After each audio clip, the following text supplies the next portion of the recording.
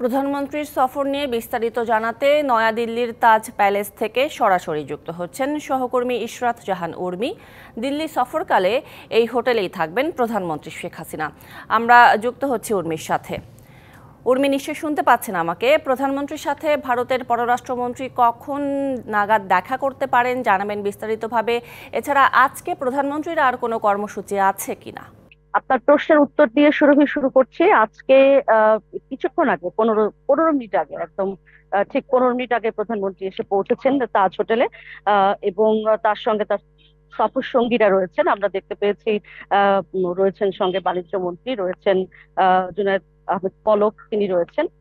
এছাড়াও তার সফর সঙ্গীরা তো রয়েছেনই। আমি আপনার শেষ প্রশ্নের উত্তর যদি দিয়ে শুরু করি যে আজকে আর কি কি প্রোগ্রাম রয়েছে প্রধানমন্ত্রী, তাহলে সেটি যদি জানাই। সন্ধ্যা 6টা বাজে আসলে শিডিউল রয়েছে। ভারতের পররাষ্ট্রমন্ত্রী জয়শঙ্কর, তিনি আসবেন।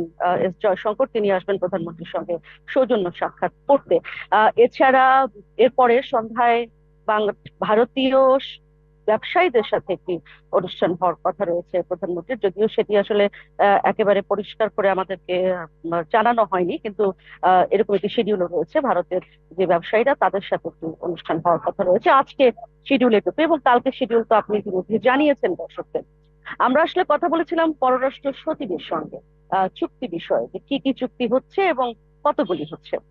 তিনি আমাদেরকে জানিয়েছেন যে 9 থেকে 10টি চুক্তি এবং সমঝোতা স্মারক হতে পারে।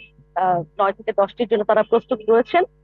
এছাড়াও আসলে অনেকগুলো বিষয় নিয়ে আলোচনার দিগন্ত উন্মোচন হবে, বা তার উন্মোচন হবে এই বৈঠকে, তেমনটি জানিয়েছেন পররাষ্ট্র সচিব। আমরা প্রশ্ন করেছিলাম যে তিস্তা নিয়ে আসলে সব থেকে বেশি আগ্রহ বাংলাদেশের মানুষের, সেটি কি হবে।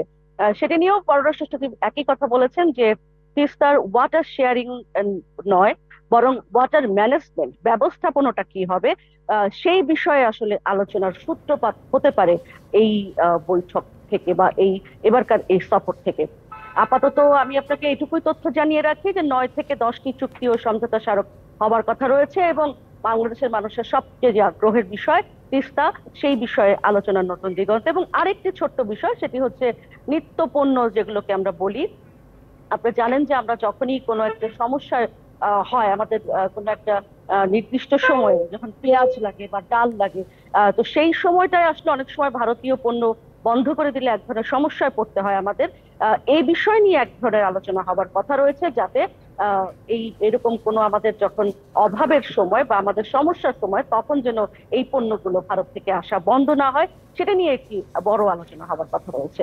আপাতত এই ছিল সুরভি আমার কাছে তথ্য প্রধানমন্ত্রীর সফরের। নিশ্চয়ই আগামী কাল এবং আজকেও বাকিটা সময় দর্শকদের আমরা জানাতে পারবো এখানকার খবরাখবর। নিশ্চয়ই উর্মি, ধন্যবাদ আপনাকে বিস্তারিতভাবে জানানোর জন্য।